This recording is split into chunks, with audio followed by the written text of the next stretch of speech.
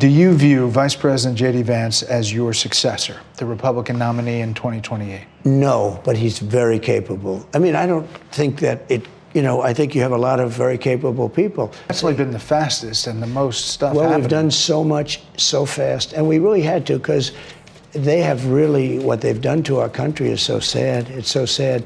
We're going to be bigger, better, and stronger than ever before. So far, I think he's doing a fantastic job. It's too early. We're just starting. But by the time you get to the midterms, he's going to be looking for an endorsement. Yeah, a lot of people have said that this has been the greatest opening, almost 3 weeks, in the history of the president. Trump just threw JD Vance under the bus so hard the bus might need new tires. In a move that screams, "It's your problem now, buddy," Trump is handing Vance the steaming hot potato of China tariffs while smiling for the cameras like he's doing him a favor. This isn't just any betrayal, it's a masterclass in political blame shifting. Trump's tariffs have been making everything from washing machines to cars more expensive for regular Americans, and now he wants Vance to be the face of this economic disaster. It's like giving someone a ticking time bomb and calling it a Rolex. Hey, do us a favor, hit that subscribe button. We know you want to. Go ahead, we'll wait. Alright, appreciate it. Now back to the video. Did you see how Trump just handed Vance a ticking economic time bomb on live TV with a smile? It was like watching someone put a "kick me" sign on their friend's back while pretending to give them a pat. This wasn't just any announcement, it was Trump casually dumping years of failed economic policy onto Vance's lap while the cameras rolled. Vance was at one point very critical of Trump, calling him, quote, unfit for office. I'm gonna get in trouble for this, but my worry with Trump is that he set my grandfather on fire. He seems like a disgusting toddler. Donald Trump can't win any fight against wet noodles. He called him a, quote, cynical a-hole. There is definitely an element of Donald Trump's support that has its basis in racism or xenophobia. I never liked him. I didn't vote for Trump, but you have to pretend to be somebody you're not to get good jobs in Washington, D.C. This isn't being recorded, is it? Trump's tariffs have been a total disaster for regular Americans. Remember when you could buy stuff without feeling like someone was picking your pocket? Those days are gone thanks to these tariffs. Prices are going up on everything from washing machines to cars, and who's feeling the pain? Not billionaires like Trump, it's normal folks who can't absorb these extra costs. Instead of admitting his tariffs aren't working, Trump announced Vance will lead a task force on these failing policies. But let's be honest, this isn't a promotion, it's political hazing, like making the new guy clean the toilets, but calling him sanitation director. Vance didn't get a fancy new job, he got stuck with Trump's mess. The whole thing is so obvious, it's almost funny. Trump created this economic problem, watched it get worse for years, and now he's handing it to Vance with a straight face saying, "Here you go, buddy. Fix this impossible situation I created." The president's new tariff policy, and when I think about what he got elected. Ask ourselves, what has the globalist economy gotten the United States of America? And the answer is fundamentally it's based on two principles. That is not a recipe for economic prosperity, it's not a recipe for low prices, and it's not a recipe for good jobs in the United States of America. Incurring a huge amount of debt to buy things that other countries make for us. And to make it a little bit more crystal clear, we borrow money from Chinese peasants to buy the things those Chinese peasants manufacture. It's like breaking someone's leg and then generously offering them a job testing Sprint shoes. These tariffs have been called a patriotic tax hike by economists, and for good reason. They're hurting American farmers who can't sell their crops overseas because other countries put retaliatory tariffs on us. They're hurting manufacturers who pay more for raw materials, and they're definitely hurting consumers who end up paying higher prices for everything. Remember when Trump said trade wars are easy to win? That claim aged about as well as milk left on a hot sidewalk. The reality is, Americans are paying an extra $1,300 per household because of these tariffs. That's not pocket change. That's a mortgage payment or a month of childcare for many families. It's real money that people need, going straight down the drain because of failed policies. Now poor Vance has to defend why steel prices went up 40% while American shipyards are closing and China's are booming. How exactly is he supposed to spin that?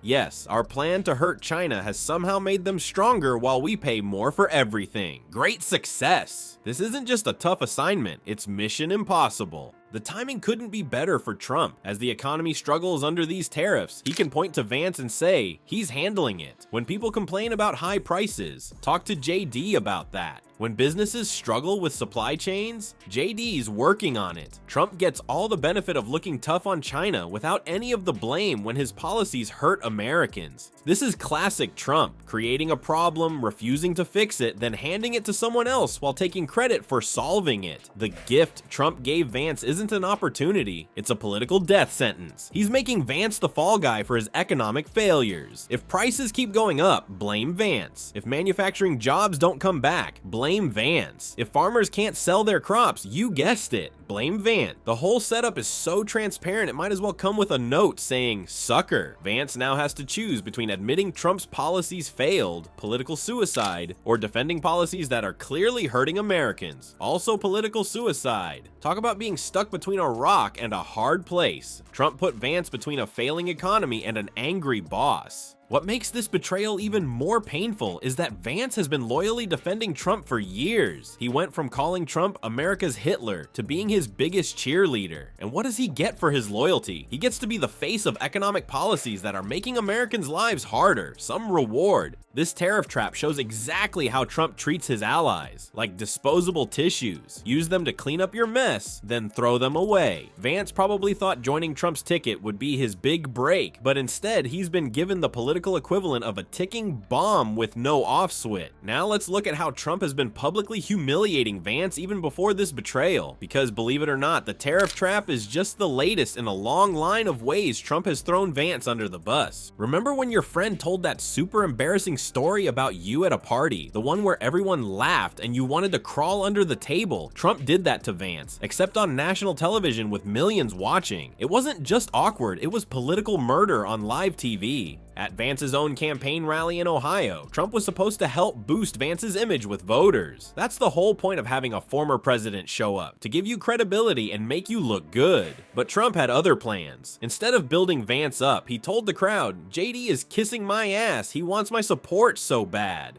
Ouch! The crowd laughed, and poor Vance stood there smiling awkwardly like a kid whose dad just told everyone he still wets the bed. This wasn't just Trump being Trump, it was a calculated move to make Vance look like a desperate servant. CNN reported that this comment made JD Vance look like a mouse, not a man. Imagine working your whole life to run for Senate, and then your party's leader turns you into a punchline. That's gotta hurt worse than sitting on a cactus. And this wasn't just a one-time slip. Trump has a pattern of making Vance looks smaller than a fun-sized candy bar. During a meeting with Ukraine's President Zelensky, Trump had Vance join in on a bizarre shouting match. The two loudly berated President Volodymyr Zelensky in what was described as an explosive televised shouting match. They yelled at Zelensky for not being grateful enough for US support and tried to strong-arm him into making a peace deal.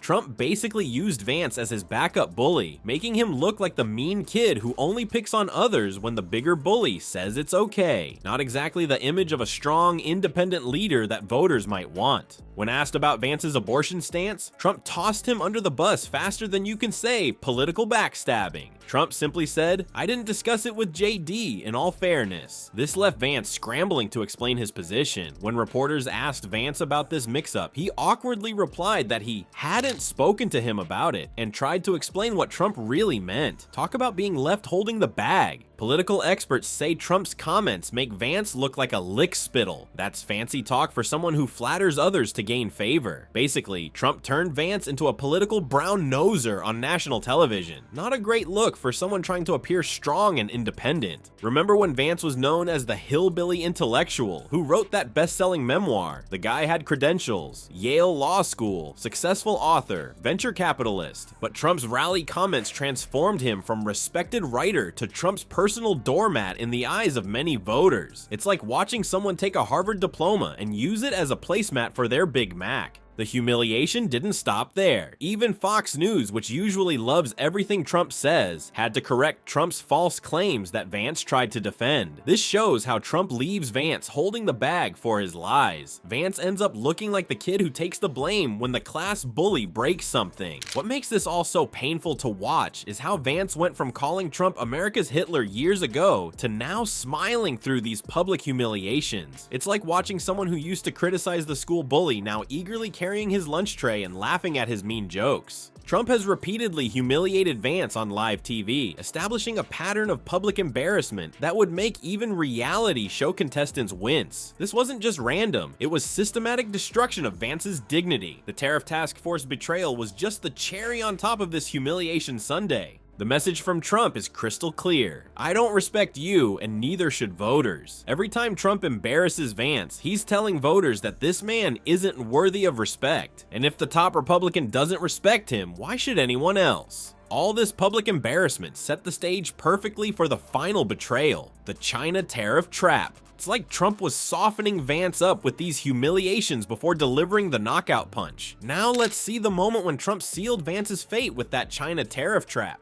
The moment Trump handed Vance the tariff bomb was like watching someone push their friend into a pool while pretending to take a photo. Say cheese. Splash.